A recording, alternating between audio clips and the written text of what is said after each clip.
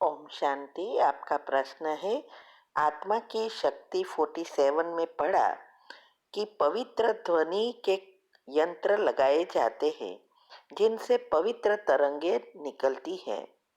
हम लोग ओम ध्वनि लगा सकते हैं क्या?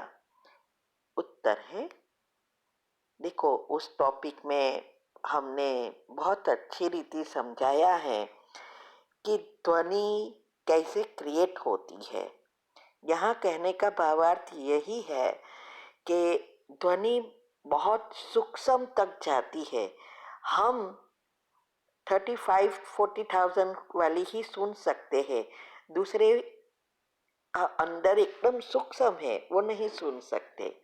इसीलिए मैंने वेबिनार में भी बताया और कई हेल्थ के टॉपिक में भी बताया है कि जैसे ये ध्वनि लाउड स्पीकर वगैरह रेडियो में होती है वैसे ही हमारे अंदर है, और हमारे विचारों से हमारे अंदर भी तरंगे उत्पन्न होती है, प्रकंपन होती है और एनर्जी का टकराव होता है।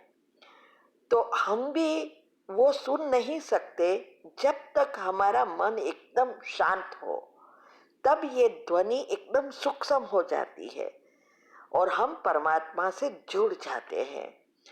यहाँ यही बताने हम चाह रहे हैं। ओम का अर्थ बाबा ने भी बताया कि मैं आत्मा शांत हूँ, तो ओम शब्द ही बहुत महत्व का है। वैसे भी जब हम जैसे जैसे एनर्जी सूक्ष्म होती जाती है, ओम की ध्वनि नेचुरल वहाँ सुनाई देती है। साइंस वालों ने भी ये ध्वनि के वॉइस भेजा है, मैंने यूट्यूब ऊपर भी रख दिया है कि कैसे ऊपर ओम की ध्वनि सुनाई देती है। ऐसे ही परम धाम में, क्योंकि वहाँ तो एकदम सूक्ष्म है, तो अगर हमें ये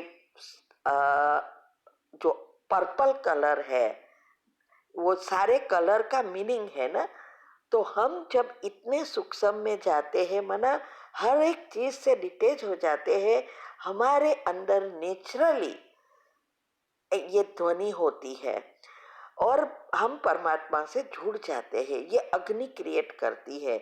यही कहते हैं हमारे जो संचित कर्म भस्म करने की अवस्था। तो ये एक समझ है।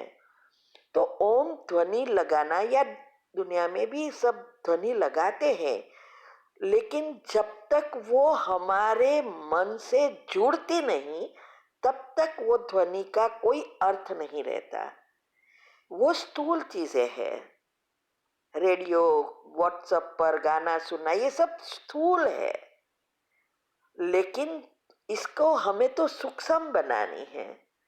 तो जब उस ध्वनि को हम उसकी विधि से करते हैं, अर्थात हमारी सांसों के साथ जोड़ते हैं और कोई दूसरे विचार नहीं आते, तब उसका फायदा होता है। और जब हम घर में उसकी ध्वनि करते हैं, साथ में हमारे अंदर सेम ध्वनि क्रिएट करते हैं, तब ये प्रकंपन उत्पन्न होते हैं। तो ध्वनि लगाने से फायदा तभी होता है जब हम उनसे मिलजुल जाते हैं। ठीक है? ओम शांति। ओम शांति। आपका प्रश्न है, आज मुरली में कहा कि जो क्रोध में आकर बम से कईयों की मौत के जिम्मेदार होते हैं, उनके लिए ट्रिब्यूनल बैठती है, तो वह आत्मा उसके लिए जिम्मेवार है। यह ड्रामा में विनाश नहीं है क्या? उत्तर है, देखो, विनाश ड्रामा में फिक्स है, लेकिन जो भी आत्माएं निमित्त बनती है, वो आत्माएं उसके खुद के संस्कार या विचारों के अनुसार बनती है। हर एक आत्मा गुण और अवगुण से भरी है। तो जब हमारे अवगुण बढ़ जाते हैं, विकार बढ़ जाते हैं, तब हमारी मन बुद्धि पर कंट्रोल नहीं रहता, तब ऐसा काम होता है ना। इसीलिए ये जो हमने बताया है श्री कृष्ण का जन्म और विनाश में, जो 30 साल में कई आत्माएं बहुत जन्म लेगी, सिर्फ उसका काम जन्म लेना, भोगना भोगना और मरना, क्योंकि उस समय तो कोई जीवन है ही नहीं। तो वो आत्माएं ऐसी जो कड़े कर्म वाली आत्माएं हैं, जो अभी बहुत पाप कर रही है, उनको तो वहां बहुत समय ये भोगनी पड़ेगी। आप श्री कृष्ण के जन्म और मरण की, सॉरी, विनाश की कैसेट वीडियो रखी है, वो सुनो, इससे आपको पता चलेगा। तो ट्रिब्यूनल का अर्थ यही है कि उस समय की कोई ऐसे व्यक्ति थोड़ी बैठेगी, लेकिन उस समय उस ग्रहों की ऐसी मीन्स के कहते हैं ना कि उसके जो भी ग्रह है वो दोनों काम करते हैं ना, पनिशमेंट भी देते हैं और मदद भी करते हैं। तो उस समय इस 8 ग्रह का भी ऐसा रूप होगा, जो जो बाबा भी कहता है धर्मराज का रूप।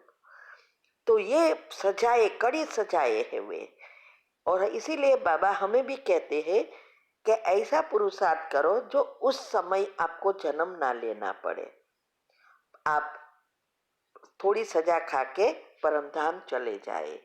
तो ये सब बातें ड्रामा में फिक्स है, फिर भी जो भी नेगेटिव कर्म करते हैं, पाप कर्म करते हैं, उसको यहाँ चुक्त तो करना ही पड़ेगा ना, क्योंकि आत्मा जब तक ओरिजिनल स्थिति में न आए तब तक परमधाम जा ही नहीं सकेगी। ठीक है, ओम शांति। प्रश्न है कि जब द्वापर से दूसरे धर्म की आत्मा आना शुरू करती है तो वह पहले ही जन्म से दुखी रहती है क्या? तो वह भगवान को याद करती है और पुकारती भी है, फिर उनके धर्म स्थापक आते हैं और धर्म स्थापन करते हैं। उत्तर है नहीं, ऐसा नहीं है।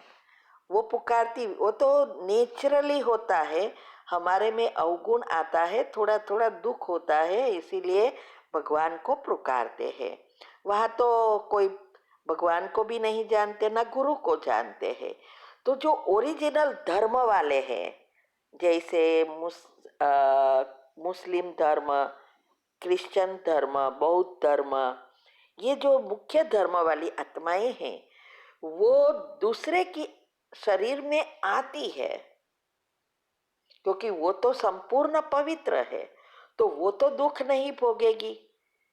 इसीलिए वो इस दूसरे जो भी आत्माएं पहले से आई है और उसके ऐसे कर्म हो गए हैं जिसके कारण वो उसमें प्रवेश करती है, और जैसे बाबा प्रवेश करता है वैसे वो भी प्रवेश करती है। और उस समय वो अपने धर्म मीन्स के भगवान की बातों जो भी है, हर एक धर्म में क्या सिखाते हैं, प्रेम करो, झूठ मत बोलो, सब चीजें सिखाते हैं ना, वो आके ऐसा प्रचार करती है। तो कोई भी धर्म की स्थापना होती है तो पहले पहले उसको बहुत दुख भोगना पड़ता है ना, तो इसीलिए वो प्रवेश करती है, और जब वो नीचे आती है तब उसके धर्म वाली आत्माएं भी नीचे आती है। तो वो धर्म वाली जब वो नीचे आते हैं तब उसके धर्म वाली आत्माएं नहीं होती है, लेकिन दूसरे धर्म वाली आत्माएं जो उसको सपोर्ट करती है वो उसका ग्रंथ वगैरह बना देती है, और वो आप फिर जो आत्मा ने धर्म स्थापन किया है वो धर्म का वड़ा बनकर नीचे आता है और वो धर्म को कंटिन्यू करता है। ठीक है, ओम शांति।